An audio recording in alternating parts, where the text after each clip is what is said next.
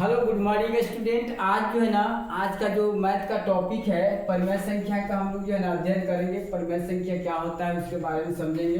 तो सबसे पहले देख लेते हैं परिमेय संख्याओं का जो है ना अभ्यास जो है चैप्टर 1 है, और ये परिमेय संख्याओं के दुनिया में जो चलेंगे और उसके बारे में समझेंगे। तो देखिए सबसे पहले यहाँ लिखा गया है कि संख्याओं की दुनिया में परिमेय संख्या के क्या महत्व है उसके बारे में समझेंगे। ठीक है, तो देखिए यहाँ पर लिखा गया है कि हमने जो भी संख्या आवश्यकता पड़ती है और जो भी संख्या को परिमेय संख्या में शामिल करते हैं उसको हम लोग देख लेते हैं।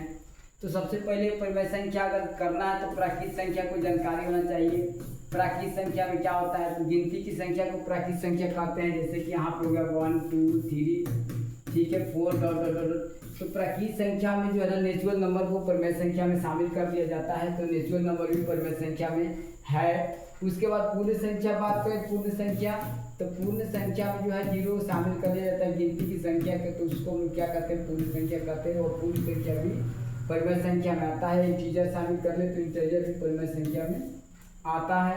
बाकी जो प्रॉब्लम है जो नहीं आता है, पूर्णांक इससे जो हल नहीं कर सकते हैं वो भी दिखाया गया है। और यहाँ पे जो हम p/q के रूप में लिख सकते हैं उसको हम परिमेय संख्या कहते हैं। तो ध्यान रखिएगा, जिस संख्या को हम p/q के रूप में लिखा जा सकता है उसको परिमेय संख्या कहते हैं।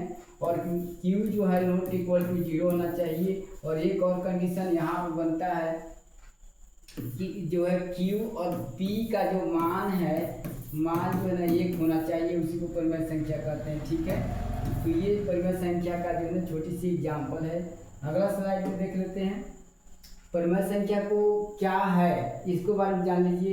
तो परिमेय संख्या जो है ना जिसको हम p/q के रूप में लिख सकते हैं उसको हम क्या कहते हैं, परिमेय संख्या कहते हैं। और q जो है नॉट इक्वल टू 0 होना चाहिए, यानी कि हर जो है शून्य नहीं हो सकता है। ठीक है, और बाकी q जो है इंटीजर हो सकता है। इंटीजर मतलब q जो है माइनस हो सकता है, प्लस भी हो सकता है, ठीक, लेकिन 0 नहीं हो सकता है। ये परिमेय संख्या का एग्जाम्पल है।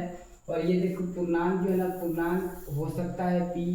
ठीक है, तो ये ध्यान रखना है। उसके बाद हम लोग एग्जाम्पल अगर बात किया जाए, एग्जाम्पल में जो है कि बट्टे में जो संख्या लिखते हैं उसको परिमेय संख्या कहते हैं। और एक बात और है, एक और 2 के बीच में अनंत परिमेय संख्या हो सकते हैं। ठीक है,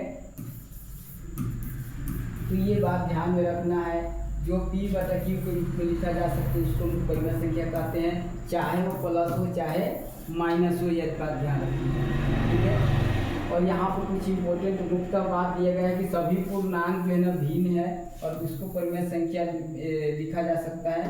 चलिए आगे देख लेते हैं। परिमेय संख्या के क्रम विनय में क्रम विनयता क्या होता है इसको देख लेते हैं।